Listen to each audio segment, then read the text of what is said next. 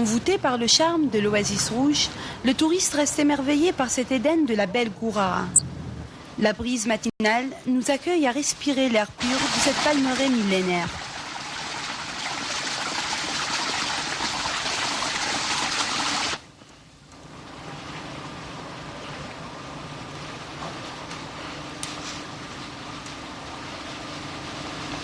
L'oasis rouge, appelée ainsi à cause de ses constructions en argile rouge, est entourée de palmeraies.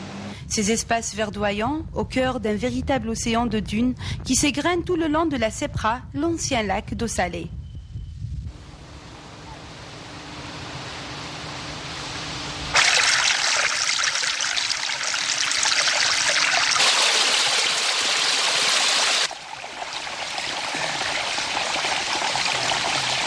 Première escale, l'aubaine. Cette dernière offre près de 500 000 palmiers à tous ces agriculteurs qui, par la grâce de leurs gestes, ont transformé ce lieu désertique en un paradis terrestre.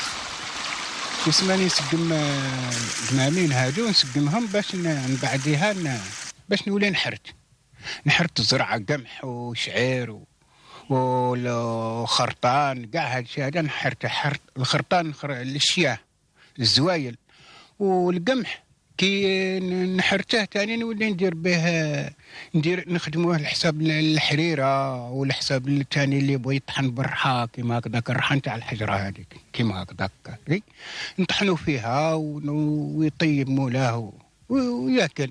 كاين الشلاطه، كاين الفول، كاين الذره. هو وراه كي تشوفي فيها هذاك الذره هذاك الذره ايوا وقاعد يتسمى هاد الحوايج هادو وقاعد يعني نستعملوهم. الماء كافي؟ يكافي الماء كافي. الماء في تسمى تبارك الله فيها بزاف. لا على حناياتي الكبار الله غالب ما نجموش نهبطوا في الفقاره لتحت. السفيحه هكا شحال الماء تخلي حتى وين ينشف حتى وين ينشف باش تروحي تداه. هادي راه ناشف لو كان هكا اللي خضر ما حاجه هو هذا خضر بس حاجه نشعلوا فيه النار لا هكا بعدا نديروا الطوسي ونشعلوا الماء.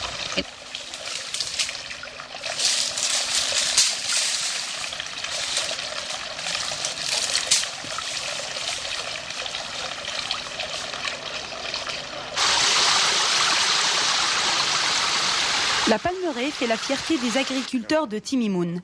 Dans ces jardins du Sahara, on cultive des céréales, le blé surtout, mais aussi des légumes variés. On est là justement au bord de la palmeraie de Timimoun. Tout ce qu'il y a, la cultivation, on cultive un peu du tout.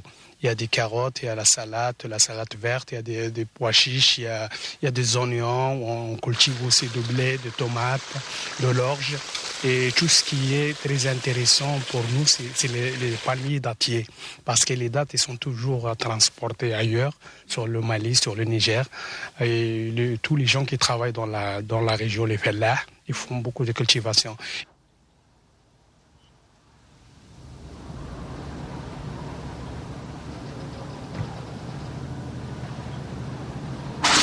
L'eau, le bien le plus précieux des Sahariens, est distribuée rationnellement grâce à la Fougara ou le Mishta, qui, au travers d'un pen distributeur, calibre son débit pour l'irrigation des cultures.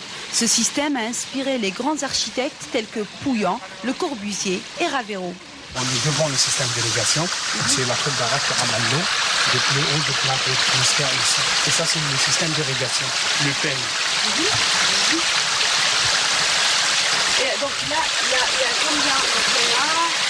Alors, je t'explique un petit peu sur le système. L'eau, il vient du Fougara. Le Fougara, c'est des puits qui sont profonds à 30 à 40 mètres. Alors, il y a des canalisations souterraines qui ramènent l'eau. Après, il y a le système. Le système, c'est ça. Le système d'irrigation qui partage l'eau. Donc, c'est le pen. Avec chacun, il a un petit rosoir de l'eau. Alors, le petit rigole là, qui ramène l'eau jusqu'à son jardin. Après, il y a le bassin qui garde l'eau. Alors, le matin, quand tu remplis ton réservoir de l'eau, et tu peux arroser ton jardin tranquillement. Mais par rapport aux gens qui ont beaucoup d'argent, tu vois, ça dépend de trous. Il y a deux trous, trois. Voilà, là, il y a trois. Alors, il y a plusieurs familles Alors après, ils prennent l'eau tout ensemble. Plusieurs familles, ça dépend. Alors à 4, à 5, à 6. Après, ils font un système, un plus petit système d'irrigation. Ils les partagent après ce système. C'est un deuxième système. Alors chacun, il peut avoir son petit rigole sur la palmeraie. Voilà, je vais te montrer comment ça se passe, l'autre système, pour partager l'eau. Tu vois, là, il y a 2 trous. Alors, automatiquement, tu viens avec moi, je te montre un petit peu comment ça se passe. Alors, les 2 trous là, ils marchent, tu vois. Alors, on ramène l'eau jusqu'à là. Après, on a un petit système qu'on peut le partager. Là, automatiquement, il y a 1, 2, 3, 4, 5. Alors, il y a 5 familles. Si tu vois, alors l'eau, celui-là, il voit son eau dans son bassin.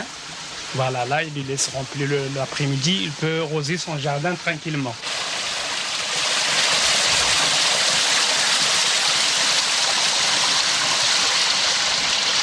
Tinimoun, l'envoûtante, n'est pas seulement cette aquarelle alimentant l'imaginaire de touristes en quête de sensations.